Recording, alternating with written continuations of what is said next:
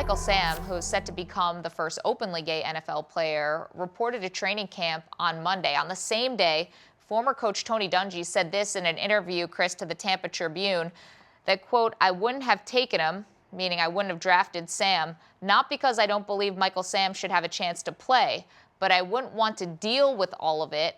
It's not going to be totally smooth. Things will happen." What's your response to that?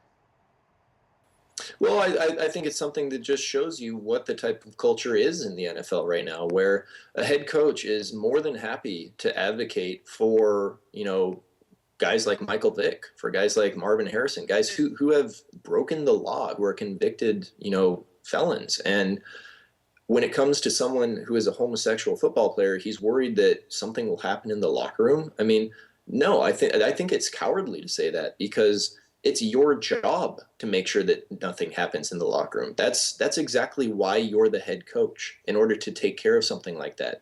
And to try and pawn it off and say, well, I think it'll be too much of a distraction, that really is just an underhanded way of saying, I don't want to deal with a homosexual player on my team, and I'm going to do whatever possible not to have to deal with that situation. And you think Tony Dungy represents the majority of the way people think in the NFL right now? I don't know if he represents the majority. I know he represents more than himself, because you have unnamed sources in SI, when Michael Sam first came out, that stated, hey, he won't be welcome in the locker room. It'll be too much of a distraction. So that attitude is clearly within the NFL. Hopefully, it's not the majority attitude in the NFL, but if it is, then it's something that needs to change. What would be your advice to Michael Sam as he enters his first NFL training camp?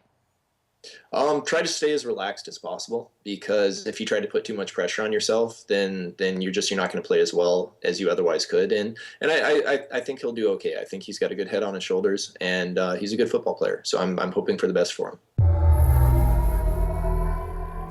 Hey there, I hope you enjoyed this clip from our daily live show, SI Now. You can find a link to the complete episode in the description box below. And while you're there, make sure you subscribe to Sports Illustrated's YouTube channel. It's not just SI Now, it's Girls in Bikinis, because we got your back. Remember, you can watch SI Now Monday through Friday live at 1 p.m. Eastern, only on SI.com. We hope to see you there with the Girls in Bikinis.